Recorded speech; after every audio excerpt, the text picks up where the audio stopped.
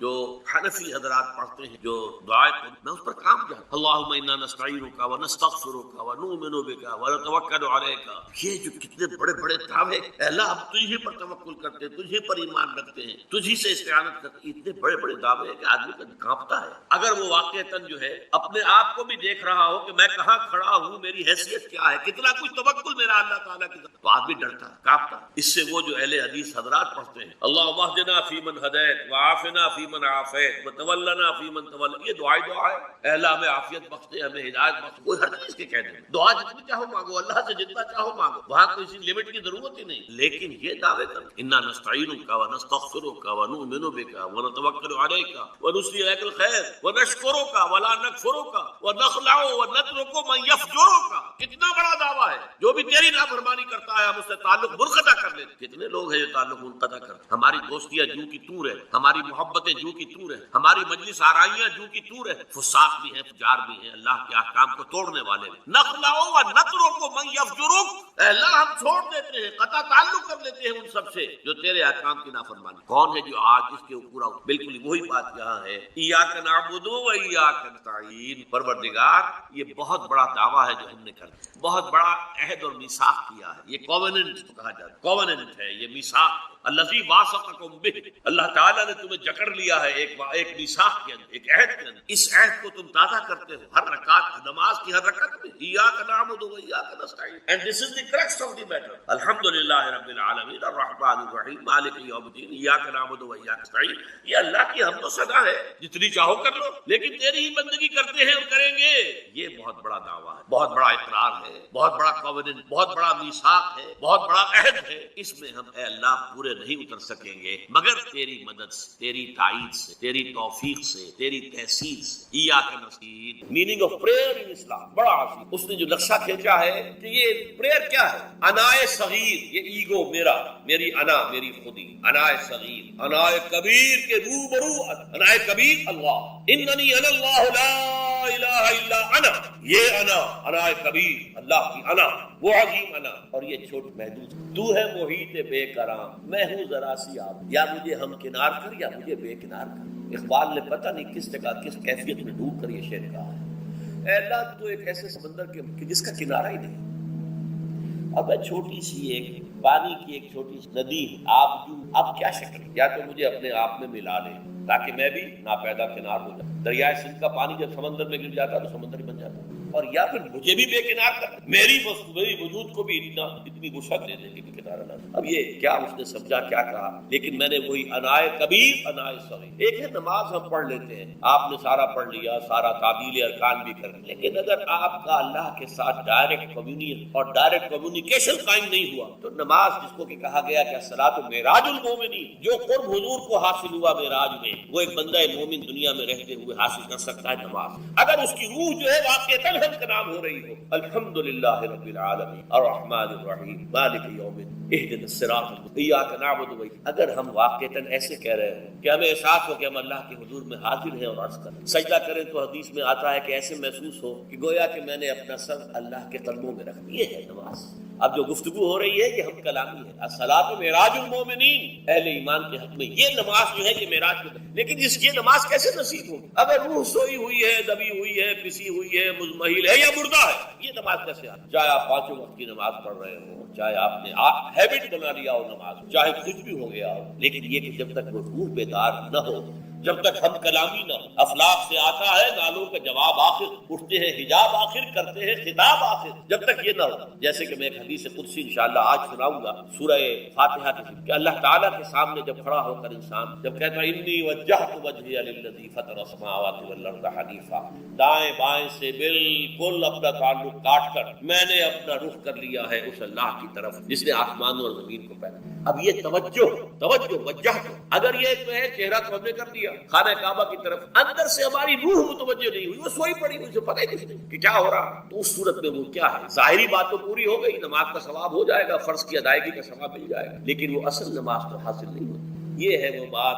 کہ وَإِذَا سَأَلَكَ عِبَادِي عَنِّي فَإِنِّي، اے نبی جب میرے بندوں روحیں بیدار توانا ہو حیات تازہ سے وہ ہم کنار ہو جائیں اور پھر وہ میرے بارے میں میرا تقرب حاصل کرنا چاہتا ہوں، آپ سے پوچھیں تو کہیے میں قریب ہوں۔ قرآن حکیم نے بھی سورہ آل عمران کے آخری رکوع میں ذکر کو سب سے پہلے اور سب سے اہم عامل کی حیثیت سے شمار کیا، چنانچہ اس کی پہلی آیت جو ہے سورہ آل عمران کے آخری رکوع کی، اس میں تو وہی مضمون جو میں بیان کر چکا وہ آیا ہے، ان فی خلق السماوات والارض واختلاف اللیل والنہار لآیات لأولی الالباب، یقیناً آسمان اور زمین کی تخلیق میں اور دن اور رات کے الٹ پھیر میں نشانیاں ہیں ہوش مندوں کے، ان کے ذریعے سے انسانی شعور کے اندر وہ معرفت رب اجاگر ہوگی۔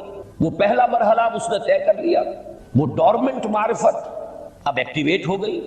اب مزید فکر کا مرحلہ ہے جو اگلی آیت میں آیا ہے، الذین یذکرون اللہ قیاما وقعودا وعلی جنوبہم ویتفکرون فی خلق السماوات والارض ربنا ما خلقت ھذا باطلا سبحانک فقنا عذاب النار، یعنی تفکر جو ہے ویتفکرون فی خلق السماوات والارض، وہ تفکر کرتے ہیں، غور و فکر کرتے ہیں آسمان اور زمین کی تخلیق میں، لیکن اس تفکر کے ساتھ لازماً ذکر اور ذکر مدام، ذکر بھی وہ کہ جو مستقل ہو، ہر حالت میں ہو۔ الذین یذکرون اللہ قیاما وقعودا وعلی جنوبہم، وہ لوگ کہ جو اللہ کو یاد رکھتے ہیں، اللہ کا ذکر کرتے ہیں، کھڑے ہوئے بھی، بیٹھے ہوئے بھی، اور اپنے پہلوؤں کے بل یعنی لیٹے ہوئے بھی۔ اب ان تین کے سوا تو کوئی پوزیشن انسان کی نہیں ہے، اسی کا نام ہے دوام ذکر، اور اس کے ساتھ اگر وہ تفکر کرتے ہیں تو ان کا فکر اگلی منزل تک پہنچتا ہے۔ تو پہلی شے تھی فکر انسانی کی صحیح رخ پر مزید پیش قدمی اور پیش رفت، اور اس کے لیے لازم ہے ذکر و فکر کا امتزاج۔ دوسری چیز کو لیجئے عمل کی درستی، اس عمل کی درستی کے لیے اللہ تعالیٰ کے ساتھ ایک گہرے تعلق کی ضرورت ہے، اس لیے کہ صبر کی بحث میں یہ مضامین شاید آپ کے سامنے آ گئے ہو کہ صبر جہاں مصیبت پر صبر ہوتا ہے، تکلیف پر صبر ہوتا ہے، اللہ کے احکام پر جمنا یہ بھی صبر ہے، نفس کی خواہشات کی باغ کو تھام کر رکھنا، کھینچ کر رکھنا یہ بھی صبر ہے، اور استقامت کسی شے پر قائم رہنا یہ بھی صبر ہے۔ تو عمل صحیح پر استقامت کے لیے وَاصْبِرْ وَمَا صَبْرُكَ إِلَّا بِاللَّهِ، اس صبر کی سب سے اہم جو بنیاد ہے، اس کا جو سب سے بڑا ذریعہ ہے، اس کا جو سب سے بڑا سہارا ہے، وَمَا صَبْرُكَ إِلَّا بِاللَّهِ، اس کے لیے ضرورت ہے ایک گہرے تعلق کی کہ اللہ کے ساتھ ایک ایسا تعلق برقرار رہے جو نہ صرف گہرا ہو بلکہ دائم و قائم مسلسل۔ ذرا ذہول ہوگا تعلق مع اللہ میں، ذرا کمی آئے گی شیطان کا وار کاری ہو جائے۔ اسی کو حضور نے حدیث میں یوں تعبیر کیا ہے تمثیلاً کہ جو دل اللہ کی یاد سے غافل ہے اس پر، فارسی کا وہ مقولہ بھی ہے کہ خانہ خالی را دیو میں گیرت، گھر خالی رہے تو جنات اس پر دیو جو ہے آ کر قبضہ جما لیتے ہیں۔ تو خانہ قلب جو ہے اگر یاد خدا بندی سے خالی ہو گیا تو شیطان ابلیس لعین اپنی تھوتنی ٹکا دیتا ہے۔ یہ لفظ آتا ہے سور کے منہ کے لیے تھوتنی، جس طرح اس کا نکلا ہوا سا منہ ہوتا ہے آگے، تو یہ لفظ استعمال کیا گیا کہ وہ اپنی تھوتنی انسان کے دل پر جما کر اور پھوکے مارنی شروع کر دیتا ہے۔ تو شیطان کو موقع ہی کب ملتا ہے جب انسان کے تعلق مع اللہ کے اندر کمی، وہ خانہ بالکل خالی ہو گیا ہو یا اتنا ضعیف ہو گیا ہو کہ کل عدم ہو جائے، گویا کہ نہیں۔ تیسری چیز کی طرف آئیے، روحانی ترقی۔ روحانی ترقی کے لیے میں ایک اصطلاح کے سامنے لا رہا ہوں، اس سے مراد کیا ہے؟ روحانی ترقی کے لیے ہماری دینی اصطلاح ہے تقرب الی اللہ، اللہ سے قریب تر ہوتے چلے جانا۔ اس پر میرا ایک کتابچہ بھی ہے، تقرب الی اللہ کے دو مدارج، دو درجے، جو در حقیقت ایک حدیث نبوی علیہ الصلوۃ والسلام ہی پر مبنی ہے کہ حضور نے ایک درجہ قرار دیا ہے تقرب بالفرائض، فرائض کے ذریعے سے انسان اللہ کے کا قرب حاصل کرے۔ ایک ہے تقرب بالنوافل، نوافل کے ذریعے سے اللہ کا قرب حاصل کرے۔ ان میں کیا نسبت و تناسب ہے، اہمیت کے اعتبار سے کون بڑھ کر ہے، بلندی کے اعتبار سے کون بڑھ کر ہے، یہ تمام مسائل میں نے اپنی اس تقریر میں بیان کیے تھے جو اس کتاب سے شائع ہوئی ہے۔ اس وقت میں اس کی تفصیل میں نہیں جا رہا، صرف یہ تذکرہ اس لیے کر رہا ہوں کہ جن کو بھی خواہش ہو جائے وہ اس کا مطالعہ کرے۔ ہماری اس وقت کی گفتگو سے وہ کتابچہ اس جگہ پر منسلک ہوگا۔ تو تقرب الی اللہ، یہ تقرب کوئی فزیکل فینومینن نہیں ہے، جسمانی یا مادی مسئلہ نہیں ہے۔ اللہ سے قرب یہ نہیں ہے کہ کوئی کروڑوں میل کا فاصلہ ہے، اب ہمیں کوئی رسی پر چڑھنا ہے اوپر بڑی محنت اور مشقت سے، فصل تو ہے ہی نہیں، فاصلہ ہے ہی نہیں، بعد ہے ہی نہیں۔ نحن اقرب الیہ من حبل الورید، ہم تو انسان سے اس کی شہرگ سے بھی زیادہ قریب ہیں۔ ہوا معکم اینما کنتم، وہ تو تمہارے ساتھ ہی ہوتا ہے جہاں کہیں بھی تم ہو، بس صرف یہ کہ تمہاری توجہ نہیں ہوتی، تم اور چیزوں میں مشغول و مصروف رہتے ہو، تم ہماری طرف دھیان ہی نہیں دیتے، تم ہماری طرف متوجہ ہی نہیں ہوتے۔ ہم تو مائل بے کرم ہے، کوئی سائل ہی نہیں، راہ دکھلائیں کسے رہنما منزل ہی نہیں۔ انسان جب متوجہ ہو جاتا ہے اور بڑھتا ہے، آگے پیش قدمی کرتا ہے روحانی اعتبار سے، تو یہ ہے در حقیقت تقرب الی اللہ، اور اسی کو ہم کہیں گے روحانی ترقی۔ اب ان تین چیزوں کو اگر آپ نے ذہن میں جما لیا، پھر میری بات کی ترتیب اس کو ذہن میں قائم کیجئے۔ ہم چلے کہاں سے؟ کہ دین کے ساتھ اصل مناسبت فلسفے کی نہیں، حکمت کی۔ نمبر 2، حکمت قرآنی کا پہلا اور اہم ترین اور بنیادی مسئلہ معرفت رب کا حصول ہے۔ اس کا نتیجہ شکر خدا بندی، اس کا ذریعہ آیات آفاقی، آیات انفسی، اور سب سے بڑھ کر آیات قرآنیہ جو الذکر ہے، جو تذکرہ ہے، جو ذکرہ ہے۔ لیکن اس پہلے مرحلے کو اگر کوئی انسان بفضل ہی تعالی، اللہ کے فضل و کرم سے طے کر لے، اب اس کے سامنے تین مسئلے، فکر کی مزید پیش رفت، مزید پیش قدمی صحیح رخ پر، اس کے لیے ذکر اور فکر دونوں کا امتزاج لازمی ہے۔ فقر قرآن اختلاط ذکر و فکر۔ الذین یذکرون اللہ قیاما وقعودا وعلی جنوبہم ویتفکرون فی خلق السماوات والارض۔ دوسری شے عمل کا درست رہنا، نہ افراط و تفریط ہو، عدم توازن ہو، نہ انسان نفس سے مغلوب ہو جائے، نہ انسان جذبات کی رو میں اندھا ہو جائے، نہ انسان ماحول سے مرعوب ہو کر متاثر ہو جائے، صحیح رخ پر اس کا عمل۔ نمبر 3، روحانی ترقی، جو اصل حاصل ہے، جو اصل مقصود ہے۔ نمبر 2 چیز کے لیے تعلق مع اللہ ضروری، نمبر 3 کے لیے تقرب الی اللہ۔ اب غور کیجئے، ان تینوں چیزوں کا بڑا گہرا تعلق ہے نماز کے ساتھ۔ ان تینوں کے لیے ستون کی حیثیت نماز کو ہے، لہذا ایمان کے بعد یا معرفت رب کے بعد حکمت دین کا اہم ترین مسئلہ نماز، صلاۃ، اس لیے کہ ایک طرف یہ انسان کو اللہ کے ساتھ ایک گہرے تعلق کا ذریعہ فراہم کرتی ہے، اپنے تمام مصروفیات میں سے، ان مشغولیتوں میں جن میں گم ہونے کا خدشہ ہوتا ہے، نکلو۔ 24 گھنٹے کے معمولات میں سے کم 5 مرتبہ تو لازماً نکلو، اور اپنے آپ کو ذرا، اپنے حواس کو بھی، اپنی باطنی کیفیات کو بھی ذرا تازہ کرو۔ اگر کوئی گندگی، نجاست، کسی طرح کی ناپاکی کا کوئی معاملہ ہے، طہارت حاصل کرو۔ طہارت سے تمہارے اندر روح کو بھی بالیدگی ہوگی، تمہارے حواس بھی تازہ ہوں گے، تم گویا کہ بحیثیت کل تمہاری ہستی چاق و چوبند ہو جائے گی۔ وہ کسل، وہ سستیاں، وہ جو ایک کثافتیں ہوتی ہیں، ان سب سے نجات حاصل کرو، اور اب اپنے رب کے حضور میں کھڑے ہو جاؤ، اس کے ساتھ اپنا عہد بھی تازہ کرو، اس کی اہم صفات کو بھی اپنے ذہن میں پھر مستحضر کرو۔ یہی وجہ ہے، دیکھیے میں نے جو آیات آپ کو شروع میں سنائی تھی، سورہ لقمان کی 2 آیتیں، پہلی آیت میں اس کا ترجمہ کر چکا، دوسری آیت وَلَقَدْ وَإِذْ قَالَ لُقْمَانُ لِابْنِهِ وَهُوَ يَعِظُهُ يَا بُنَيَّ لَا تُشْرِكْ بِاللَّهِ إِنَّ الشِّرْكَ لَظُلْمٌ عَظِيمٌ۔ اس کے بعد درمیان میں کچھ مضمون آ کر پھر وہ آیہ مبارکہ آئی، یا بنی اقم الصلاۃ وامر بالمعروف وانہ عن المنکر واصبر علی ما اصابک۔ گویا کہ اہم ترین چیز، بنیادی ترین چیز، اللہ کو محض پہچان لینا کافی نہیں ہے، یاد رکھنا ضروری ہے۔ اللہ یاد رہے گا تو فکر صحیح آگے بڑھے گا، اللہ یاد رہے گا اور اس کے ساتھ ایک گہرا تعلق جو ہے برقرار رہے گا تو عمل درست رہے گا۔ بالکل یہی بات سورہ طٰہٰ میں جو پہلی وحی حضرت موسیٰ علیہ السلام پر ہوئی، اور پہلا مخاطبہ ہے، چونکہ حضرت موسیٰ کو یہ انبیاء کرام کے مقدس گروہ میں ایک امتیازی حیثیت حاصل ہے کہ ان سے براہ راست گفتگو ہوئی ہے، اگرچہ صرف ایک پردہ تھا، اوٹ من ورائے حجاب گفتگو ہوئی ہے، لیکن یہ کہ کوئی فرشتے کا درمیانی جو ہے وہ لنک نہیں تھا، براہ راست اللہ تعالیٰ نے حضرت موسیٰ علیہ السلام سے کلام فرمایا، کلم اللہ موسیٰ تکلیما، موسیٰ سے تو اللہ نے کلام فرمایا جیسے کہ کلام کیا جاتا۔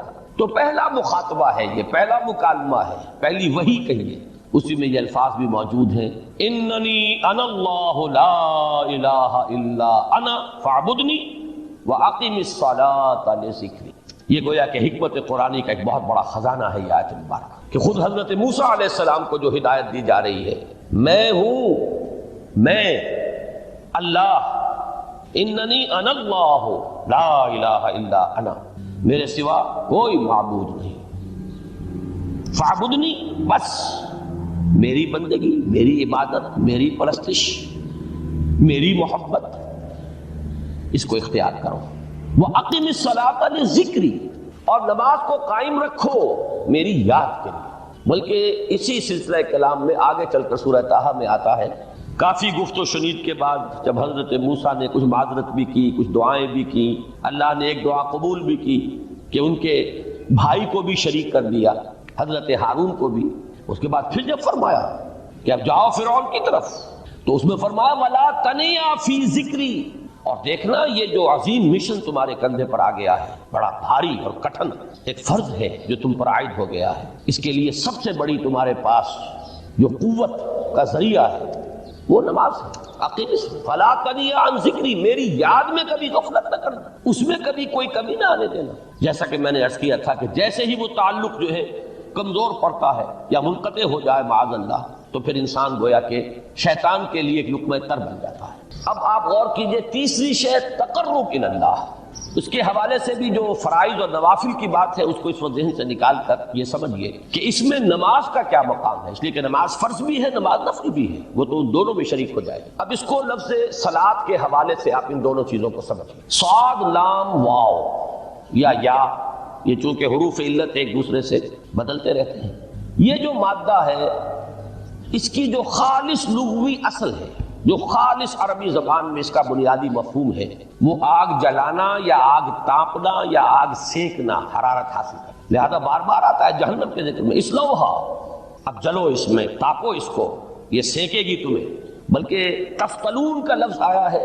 حضرت موسیٰ کے کلام میں، جب وہ گئے تھے کوہ طور پر، جب پہنچ گئے تو تھے آگ تک کی تلاش میں، لعلکم تفتلون، تو اپنے اہل خانہ سے یہی کہا تھا کہ مجھے کہیں وہ روشنی نظر آ رہی ہے، غالباً کوئی وہاں سے آگ مل سکے گی، ورنہ یہ کہ کوئی رہنمائی کو رستہ مجھے مل سکے گا، میں وہ آگ لے آؤں گا، کوئی چنگاری وہاں سے لے آؤں، لعلکم تفتلون، تاکہ تم، اب یہ اصطلاح در حقیقت باب افتعال ہے، اور یہ تے یہاں پر توئے کی شکل اختیار کر گئی، تا نے توبن کی صورت اختیار کی صاد کی وجہ سے۔ بہرحال اس کا سب سے بنیادی مفہوم جو ہے وہ ہے تاپنا، سکائی حاصل کرنا، حرارت۔ اس کے حوالے سے سمجھ لیجئے کہ سب سے بنیادی تعلق اس کا جو ہے وہ روح کے ساتھ ہے۔ روح میں محبت خداوندی کی آگ اگر ٹھنڈی پڑ گئی ہو، اگر محبت خداوندی کی حرارت میں کمی ہو گئی تو اس کو اثر نو، جس کو کہ میں آج سوچ رہا تھا تو ایک لفظ ذہن میں آیا کہ جیسے بیٹری اس کو ریچارج کیا جاتا ہے، اسی طریقے سے روح کے اندر محبت خداوندی کی اس حرارت کو اثر نو تازہ کرنا، یہ ہے در حقیقت نماز کا اصل مقصد۔ اس لیے کہ اس لفظ کا بنیادی مفہوم، اصل لغوی مفہوم تو یہ، اگرچہ اس کا سب سے زیادہ کثرت سے جو استعمال ہوتا ہے، اور لفظ صلاۃ جس سے در حقیقت جس تصور پر مبنی ہے وہ ہے اقدام، کسی کی طرف متوجہ ہونا، اور پھر دعا۔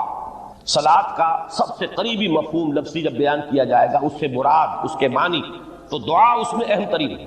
کسی کی طرف توجہ کرنا، مناجات کرنا، گفتگو کرنا، مخاطبہ، مکالمہ، دعا، یہ در حقیقت صلاۃ کا سب سے بڑا اصطلاحی مفہوم ہے۔ لیکن جو اس کا مادہ ہے، صاد لام واو یا صاد لام یا، اس کا اصل مفہوم جو ہے وہ تاپنا، حرارت حاصل کرنا۔ تو ان دونوں کے حوالے سے عرض کر رہا ہوں، وہ تاپنا اور حرارت حاصل کرنا وہ ہے روح کے اعتبار سے۔ وہ جو کہا اقبال نے کہ مجھے عشق کی آگ اندھیر ہے، مسلمان نہیں راہ کا ڈھیر، یہ عشق کی آگ جب بجھ جاتی ہے، در حقیقت یہی تو انسان کی روحانی موت ہے۔ جب یہ نہ رہے تو چاہے منطق میں بہت انسان ماہر ہو، مجھے اقبال کا ایک شعر یاد آیا ہے، تقابل کرتے ہوئے ایک انسان محکوم اور ایک انسان حر، آزاد انسان، ان کی نفسیات میں جو بنیادی فرق علامہ اقبال نے مختلف مواقع پر بیان کیے ہیں۔ محکوم ہے بیگانہ اخلاص و مروت، ہر چند کے منطق کی دلیلوں میں ہے چالاک، تو منطق کی دلیلوں میں انسان چالاک ہو جائے اور وہ لغت ہائے حجازی کا وہ ایک خزانہ بن جائے، اسے تمام الفاظ کے معنی یاد ہو، وہ بڑے مسائل فقہ کے اسے ازبر ہو، جزیات بے انتہا جزیات جو ہیں وہ مستحضر ہوں، فلسفے کے بڑے بڑے مسئلے اس نے حل کر لیے ہوں، لیکن اگر روح میں وہ اللہ کی محبت کی آگ نہیں ہے، وہ تپش نہیں، بجھی عشق کی آگ اندھیر ہے مسلمان نہیں راکھ کا ڈھیر۔ اسی کے حوالے سے آج مجھے یاد آیا تھا کہ وہ جو بڑی سادہ سی ایک نظم ہے، اللہ تعالیٰ سے دعا یا رب دل مسلم کو وہ زندہ تمنا دے، اس میں بھی جو الفاظ آئے ہیں، جو روح کو گرما دے اور قلب کو تڑپا دے، یہ ہے اصل جو مقصود ہے نماز کا۔ اور یہی وہ چیز ہے جیسا کہ میں نے عرض کیا تھا کہ نگاہوں سے اوجھل، یہ پہلو سامنے ہے ہی نہیں، دوسرا پہلو سامنے ہے اور وہ بھی میرے نزدیک بہت اہم ہے، بہت بنیادی ہے، اس میں کوئی شک نہیں، لیکن یہ ہے بلند ترین منزل کہ تقرب الی اللہ، اس کے لیے در حقیقت یہ کس لیے درکار ہے؟ روح کے اندر عشق کی حرارت اور گرمی تازہ ہوتا ہے۔ بسا اوقات یہ اندر دب جاتی ہے، جیسے انگارہ ہوتا ہے آگ کا، اس کے اوپر خاک اور راکھ آ جاتی ہے، اندر کچھ ہوتی ہے، آگ دبی ہوئی سمجھ، آگ بجھی ہوئی نہ جان، اس دبی ہوئی آگ کو پھر ایک شعلہ بنانا، پھر اس کے اندر ایک حیات تازہ پیدا کرنا، یہ ہے نماز کا اہم ترین اور بلند ترین مقصد۔ لیکن اس کے ساتھ ہی اس نماز میں ذکر ہونا، اس کا یہ ذکر ہے، اور ذکر کی جب میں فہرست بیان کیا کرتا ہوں بہت سے حضرات کے سامنے ہوگا کہ ذکر کا در حقیقت مفہوم استحضار اللہ فی القلب۔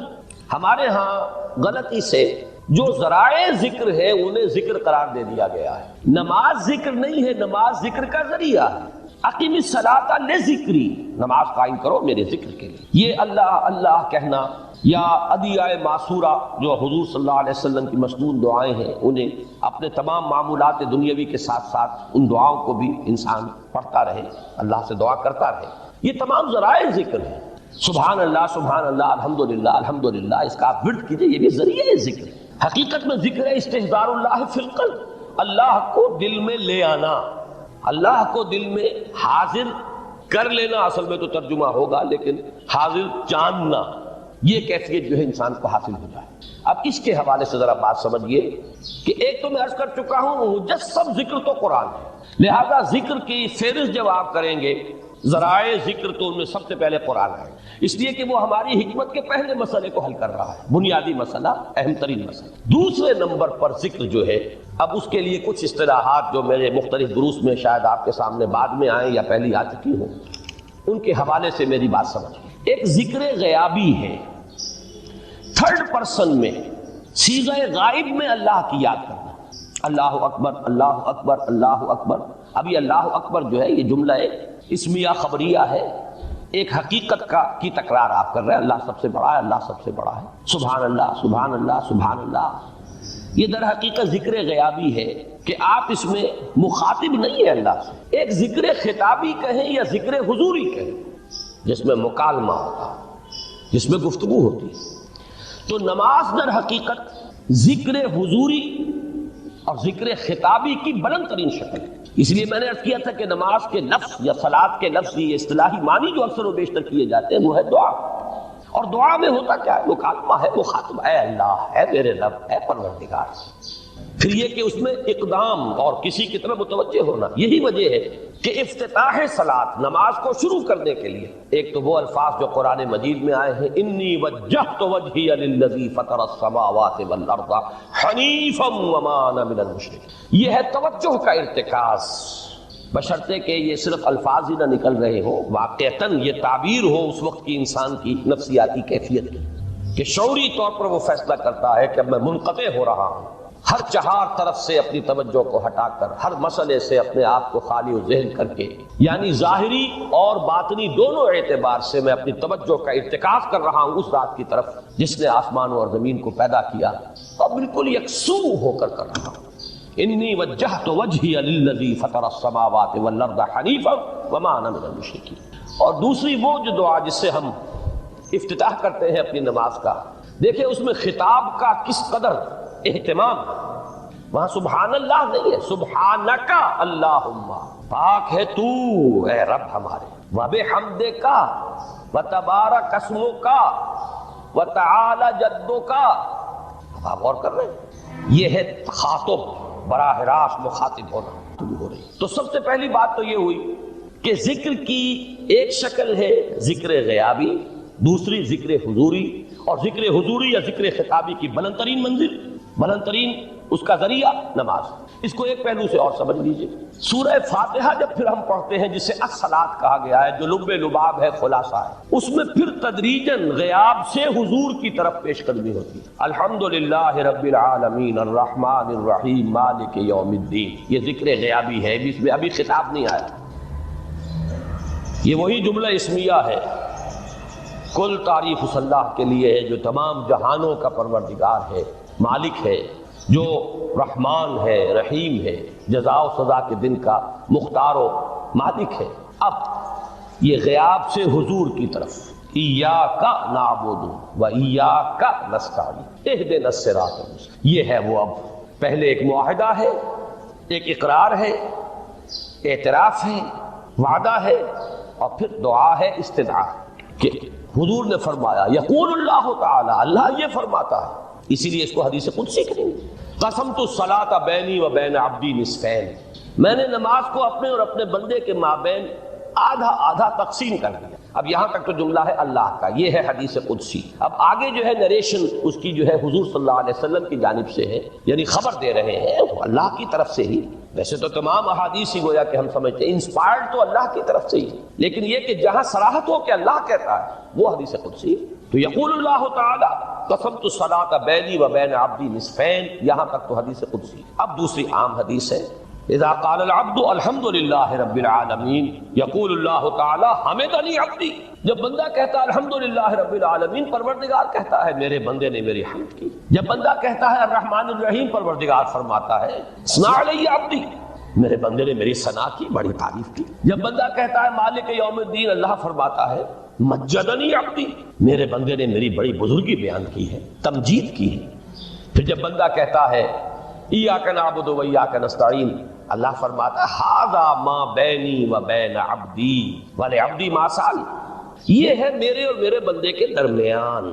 یہ تو معاہدہ ہے نا، معاہدے میں تو دو فریق جکڑے جاتے ہیں، بند جاتے ہیں، یہ میرے اور میرے بندے کے درمیان ہے، اور میرے بندے نے جو طلب کیا میں نے دیا، اس لیے کہ اس میں طلب بھی تو ہے، ایاک نستعین، تیری مدد چاہتے ہیں، یہ طلب ہے۔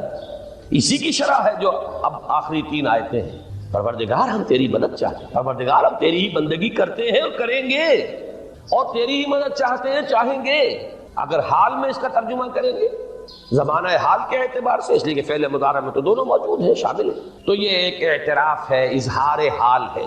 اللہ کرے کہ وہ واقعتاً صحیح اظہار حال ہو، ہم واقعی اللہ کی بندگی کرتے ہوئے یہ کہیں کہ ایاک نعبد، ورنہ اگر ہماری اصل صورتحال سے وہ مطابقت نہ رکھتا ہو تو پھر تو ایک طرح کا جھوٹ ہو جائے گا، غلط بیانی ہو جائے گی۔ ایاک نعبد، تیری ہی بندگی کرتے ہیں، اور مستقبل میں کیجئے، کریں گے، یہ ہے عہد۔